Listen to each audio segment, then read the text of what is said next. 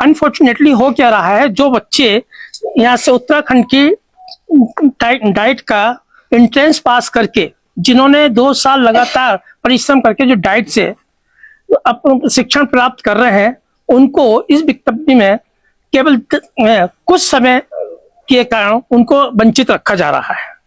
और जो बच्चे बाहर के दूसरे प्रदेशों से करके आए हैं डाइट, उनको जो है मौका दिया जा रहा है। नमस्कार साथियों, मैं रविंद्र सिंह खाती और आपका मेरे पेज में स्वागत है। दोस्तों, आज दिन भर एक वीडियो वायरल हुई थी जिसमें अशोक कुमार नौडियाल, निदेशक प्रारंभिक शिक्षा उत्तराखंड, और कुछ पत्रकार और अभिभावकों के साथ एक अलग ही अभद्र व्यवहार देखने को मिला और सोशल मीडिया में कई तरह के कयास और टिप्पणी लगने लग गए उस वीडियो को देखकर। साथियों, मैंने भी इस वीडियो की गहन जांच पड़ताल की और इसके तह तक गया और तह में जाकर मुझे ये पता चला यह मामला प्राथमिक शिक्षक भर्ती को लेकर था। साथियों, अभी विज्ञप्ति जारी होनी है प्राथमिक शिक्षकों की, तो कुछ अभिभावकों में काफी असंतोष देखा गया। उनका कहना यह था कि हमारे बच्चे अभी डाइट से डीएलएड कर रहे हैं और ये इतने जल्दी क्यों निकाल रहे हैं। ये कुछ समय अगर ये रुक जाते तो हमारे बच्चे भी इस भर्ती में शामिल हो जाते। तो इसके विरोध में कई लोग सोशल मीडिया में आ गए हैं कि हम इतने समय से रुक रहे हैं तो ये क्यों नहीं रुक रहे हैं, विज्ञप्ति को क्यों कंटिन्यू नहीं करने देना चाह रहे हैं। साथियों, बड़ी अच्छी बात है। मैं भी खुद कह रहा हूं कि जो बच्चे अभी डाइट से ट्रेनिंग कर रहे हैं, कोई बात नहीं, वो विज्ञप्ति में शामिल नहीं होते हैं, अच्छी बात है, कोई बात नहीं, उन्हें मौका न मिले चलेगा। लेकिन जो विज्ञप्ति निकली है उस पर भी मैंने एक जबरदस्त रिसर्च किया है कि जो डाइट से डीएलएड करते हैं साथियों, ये बहुत ही इंपॉर्टेंट बिंदु है। इस बात को आप समझे कि सरकार की आखिर क्या मंशा है। एक तरफ से जो बच्चे काफी कड़ा परिश्रम करते हैं, मेहनत करते हैं और फिर एंट्रेंस एग्जाम निकाल कर इस भर्ती में डाइट से एलिजिबल हो जाते हैं 2 साल का द्विवर्षीय कोर्स करने के लिए। और साथियों, कुछ बच्चे जिनके पेरेंट्स काफी पैसे वाले होते हैं और रुतबे वाले होते हैं, अगर वो बच्चे डाइट वाला एंट्रेंस एग्जाम क्वालिफाई नहीं कर पाते हैं तो उन केस में वो क्या करते हैं कि बाहर के राज्य में जाकर 2-3 लाख देकर डीएलएड का प्रशिक्षण ले आकर और इन विज्ञप्तियों में शामिल हो जाते हैं। साथियों, ये बहुत ही निंदनीय बात है कि जो एक क्रीम बच्चा है वो इन भर्तियों से वंचित हो जाता है और जो बाहर से 2 वर्ष की कोर्स कर आता है वो जॉब बड़े आसानी से पा जाते हैं। ये बहुत ही एक दुख का विषय है। साथियों, कुछ एक तो ऐसे हैं जो हमारे राज्य में भी नहीं रहते हैं, बेशक हमारे राज्य के निवासी हैं, वो अन्य प्रदेशों में रहकर बाहर से ही कोर्स करके फिर यहाँ पर अप्लाई करते हैं। साथियों, इससे पहले भी प्राथमिक शिक्षकों की भर्ती हुई थी, उसमें इन्होंने काउंसलिंग अलग अलग डेट में कराई और अलग अलग डेट में करने से यह हुआ कि कई शिक्षक जो थे जिनका चयन हुआ वो पहाड़ में चढ़ने के लिए तैयार नहीं हुए।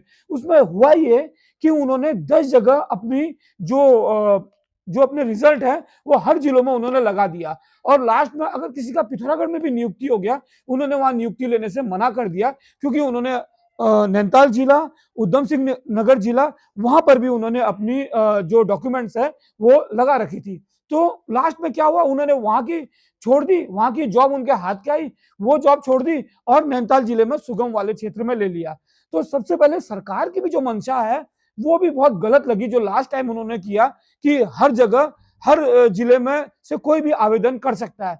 लेकिन इस बार इन्होंने केवल वन टाइम ही और एक ही जगह जहां भी वो अप्लाई करे वो एक ही जगह और एक ही डेट में होगा। तो यह सरकार की बड़ी अच्छी पहल लगी। लेकिन सबसे बड़ी बात यह है कि जो बच्चे बहुत अच्छी तरीके से मेहनत करके एंट्रेंस एग्जाम निकालते हैं, यानी 2 वर्ष का कोर्स करते हैं और जिस एंट्रेंस एग्जाम को निकलने के लिए काफी मेहनत करनी पड़ती है, तो उन बच्चों को वंचित रहना पड़ रहा है। यह सबसे बड़ा दुर्भाग्य है। मैं ये कह रहा हूं कि जो बाहर से डीएलएड करके आ रहे, ठीक है, उनको भी आप जॉब दो, लेकिन सबसे पहले मैं सरकार से एक ये निवेदन करना चाहूंगा, जो भी डाइट सरकारी संस्था से 2 वर्ष का पूरा डाइट में रहकर कोर्स करते हैं, उसके बाद टेट निकालते हैं, सबसे पहले इस जॉब में उनको प्राथमिकता दी जाए। उसके बाद जो पद बचते हैं फिर वो अन्य राज्य से जो बच्चे करके आ रहे हैं उनको ये पद बाद में दिया जाए। तो ये मेरा सबसे बड़ा सवाल है, क्योंकि वो बच्चे जो होते हैं बड़े क्रीम बच्चे होते हैं और क्रीम बच्चे हमेशा वंचित हो जाते हैं। तो इस वजह से आज जो अभिभावक लड़ रहे थे उनके कहने का अर्थ ये था कि गवर्नमेंट ने ऐसे टाइम में विज्ञप्ति निकाल दी। तो समस्या तो सरकार के लिए भी है और नौकरशाही के लिए भी समस्या है, लेकिन जो रवैया आज नौकरशाही का देखने को मिला वो बिल्कुल भी अच्छा नहीं लगा, वो भी गैर जिम्मेदाराना हरकत थी। और कुल मिला के मुझे तो ऐसा लगता है कि सरकार की भी मंशा नहीं है कि जो डाइट से जो ट्रेनिंग करके आ रहे हैं उनको जॉब मिले, क्योंकि पूर्व की सरकारें अगर इतनी भ्रष्टाचार कर रही थी तो आज की जो वर्तमान सरकार है वो भी खुद इस भ्रष्टाचार को बढ़ावा दे रही है। आखिर क्यों वो इस समय पर विज्ञप्ति निकाल रहे हैं जबकि कुछ समय बचा हुआ है? अगर वो भी अगर डीएलएड से पूर्ण रूप से अपने कोर्स को कर लेते तो शायद इतनी दिक्कत आज नहीं आती। अब पता नहीं ये मामला कहां तक जाता है, कहां तक जाने वाला है, ये तो समझ से परे है। लेकिन सरकार को भी ये समझना चाहिए कि यदि कोई बच्चा प्रॉपर डाइट से डीएलएड कर रहा है तो उनको वरीयता दी जाए, या तो सरकार साफ कह दे कि हम दोनों को ही बाहर से भी जो प्रशिक्षण करके आ रहे हैं और जो डाइट से भी प्रशिक्षण करके आ रहे हैं उनको बराबर हम मान्यता देंगे।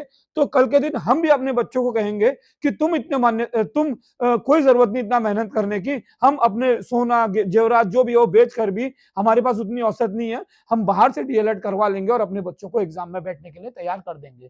तो साथियों, आपको मेरे इस वीडियो को देखकर क्या लगा आप इसमें कमेंट जरूर करिएगा। ये बहुत मेरा सॉलिड निचोड़ है जो मैं कई वर्षों से इस पर मंथन कर रहा हूं और पहले भी मैंने पूर्व में लाइव वीडियो इस संदर्भ में बनाया था। तो कमेंट कर जरूर बताएं। धन्यवाद।